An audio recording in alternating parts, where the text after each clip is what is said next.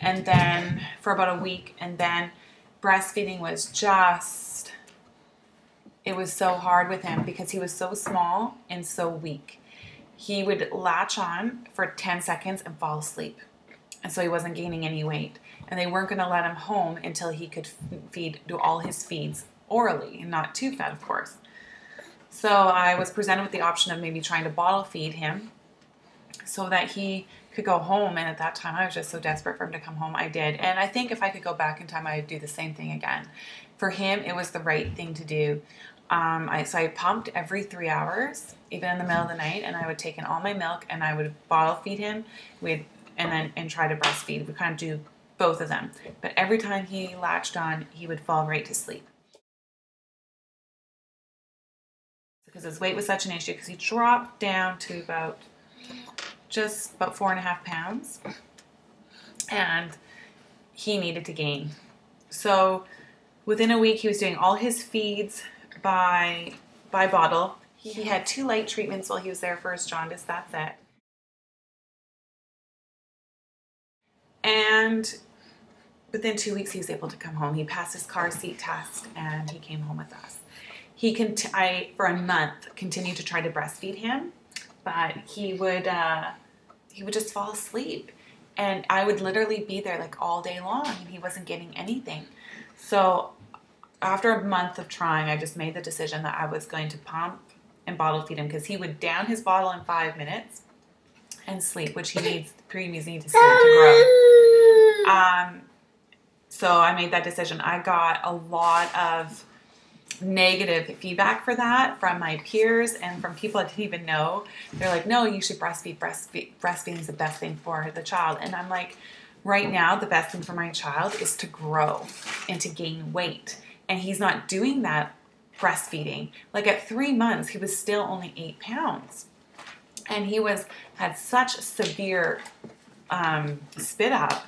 Like it wasn't like vomiting, it wasn't acid reflux. It was just immature sphincters. He had so much that it would just come back up again. Like we needed whatever we could to stay in and to stay in him. So at that point, my priority was that, yeah, I'm going to pump every 3 hours, even through the middle of the night, and give this child breast milk. Because to me, that was the best thing that I could give him. But so many people around me were like, no, that's not even good enough. You should be breastfeeding him from your breast. And I'm like, well, then I would literally be feeding him for 5 minutes. No, 10 seconds. He'd probably sleep for 5 to 15 minutes, get up, and he'd feed for 10 seconds again. Like that's literally how it would go. So I really had to ignore everybody and do what I knew what was best for him. And trust me, like nobody, well, not nobody, I'm sure there are some people, choose to pump instead of feed from their breast. But that is a heck of a lot more work. It is so much work. You're like pumping for 45 minutes and then feeding him for 5. And then when I would go to the mall or I'd go to someone's house, I would have to lock myself away in the bathroom and pump, or my baby wouldn't eat in a few hours. So it was really, really challenging. But I was able to do that it was about 6 months. But Zayden started sleeping through the night at 3 months. And so my milk supply, because I was also pumping, just diminished. And by 6 months, I had like nothing. So then he had formula after that and started solids. So that, he didn't really stop with his really severe spit up till about 8 months. Every month we had to go into the pediatrician and get his weight checked until he was 8 months old. And then he was nice and healthy.